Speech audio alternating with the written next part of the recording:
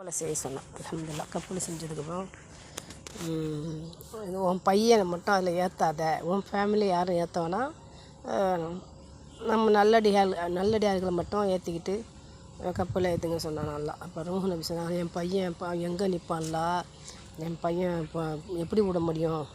இப்போ அல்லாஹ் சொன்னானான், உன் பையனை பற்றி உனக்கு தெரியாது, எனக்கு மட்டும்தான் தெரியும். அதனால் நான் சொல்கிறத மட்டும் நீ கேளு.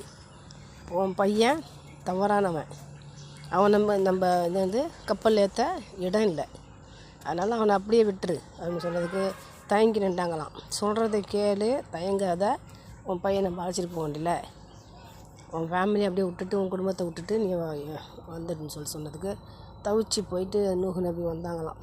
அதாவது அந்த கப்பலில் ஏறினாங்களாம். வேறு வழி இல்லை, அல்லாஹ் அப்படி சொல்லிட்டானே. அப்போ தான் அல்லாஹ் சொன்னானான், நீ அறியாததெல்லாம் நான் அறிஞ்சிருக்கேன் உன் பையனை பற்றி, புரியுதா? அவன் தவறானவன், அவன் இந்த உலகத்துக்கு தேவையில்லை. அடுத்த சந்ததி உனக்கு நல்ல சந்ததியாக நான் கொடுக்குறேன். நான் அழகானவனாக அற்புதமான ஒரு பையன் பேர் சொல்லி அந்த பையன் உனக்கு நான் பையனாக கொடுக்குறேன். அது இதுக்கு அந்த பையனால் நீ பலனடைய வேண்டாம் அல்லாஹ் சொன்னானான். சரின்னு சொல்லிட்டு அல்லா சரி ஒன்றுமே சொல்லிங்க, உன் இஷ்டம்டா அல்லாஹ், நீ என்ன விரும்புறியோ அதுவே தான் நான் விரும்புகிறேன், உன்னோட விருப்பம் தான் என் விருப்பம் அல்லாஹ் ரஹ்மான்னு சொல்லிட்டு நூஹ் நபி சொல்லிட்டு அப்புறம் கப்பலை கொண்டு போனாங்களாம். அந்த கப்பல் ஆகப்பட்டது அதில் நிறையா அந்த சரியில்லாத மக்கள் இருந்ததுனாலையும் அல்லாஹு தஆலா என்ன பண்ணிட்டான்னா, ஒரு பெரிய ஒரு பலத்த பயங்கரமான மழை இறக்கி கப்பலை அந்த துர்சினாய் மலையில் ஏற்றி வச்சுட்டான் அல்லாஹ் தஆலா. அவ்வளோ ஹைட்டில் ஏற்றி இதை அவ்வளோதான், இது அண்மை இறங்காது. அது ஏற்றுனதுக்கப்புறம் எல்லாம் சடனாக என்ன பண்ணிட்டான்னா, அந்த தண்ணியெல்லாம் வற்ற வச்சுட்டான். வற்ற வச்சனுமே ஒன்றுமே சொல்ல முடியல. கப்பல் மேலே ஏறினது தான் ஒன்றுமே செய்ய முடியல. இறங்க முடியலை. இறங்க அவங்க பசங்களோ இல்லை அவரோட பொண்ணுகளோ யாருமே வர முடியல. அந்த மாதிரி ஒன்று ஆயிடுச்சு. அப்போது நம்ம நூஹ் நபி சொன்னாங்களாம், உன்னுடைய கிருபை மட்டும்தான்ட்டு அல்லாஹ் ரஹ்மானே, நீ என்ன நினைக்கிறியோ அது மட்டும்தான் நடக்கும் துனியாவில். என்ன நீ எது செய்தாலும் நன்மைக்கு தான்ட்டு அல்லாஹ் ரஹ்மானே செய்வேன். அதனால் நான் இறங்கிறதுக்கு என்ன செய்யணும்னு சொன்னதுக்கு நான் சொன்ன அந்த ஒரு இது சொன்னாங்களாம்.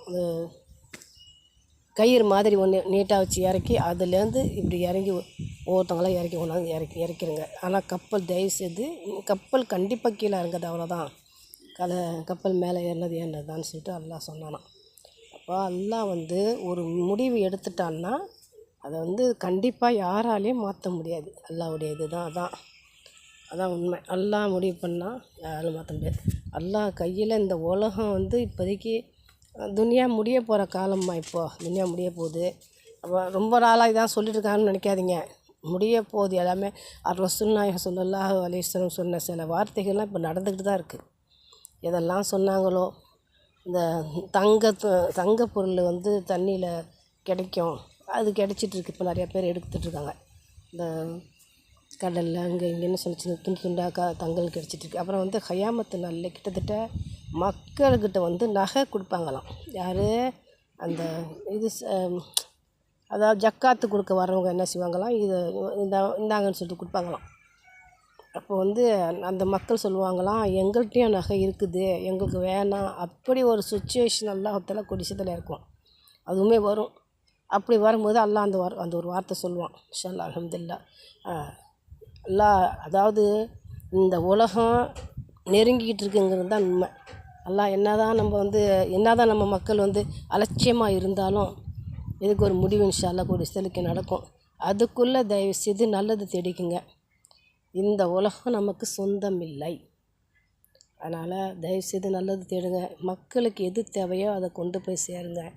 முடிஞ்ச அளவுக்கு இன்றைக்கி 10 ரூபா உங்களுக்கு வருமானம் வருதா, வரலன்னா பரவாயில்ல, நேற்று உள்ள வருமானம் ஏதோ நம்ம கையில் இருக்கும்ல, நம்மளால் முடிஞ்சது 50 100 ரூபா, ஒரு படி அரிசி, ஒரு 2 முட்டை, காய்கறி, இதை வச்சு சரி பக்கத்துள்ள யாராவது கஷ்டப்படுறாங்களா அவங்கள்ட்ட போய் கொடுத்துட்டு வாங்க. உங்களால் முடிஞ்ச உதவி தயவுசெய்து பண்ணுங்கள். இது ஒன்றும் தப்பு இல்லையே. அது மாதிரி முடிஞ்ச அளவுக்கு நம்ம கையில் பணமோ காசு என்ன இருக்கோ நம்ம கொஞ்சம் வச்சுக்கிட்டு, அதாவது இப்போ என்னை எடுத்துக்கிடுங்க, எங்களுக்கு வருமானம்லாம் அந்த அளவுக்குலாம் இருக்காதும்மா. எங்கள் வீட்டுக்காரங்க உடம்பு முடியாதவங்க, அவங்க நான் வந்து அடிக்கடி உடம்பு முடியலன்ட்டு ஹாஸ்பிட்டலுக்கு இழுத்துட்டு தான் அலைவேன்.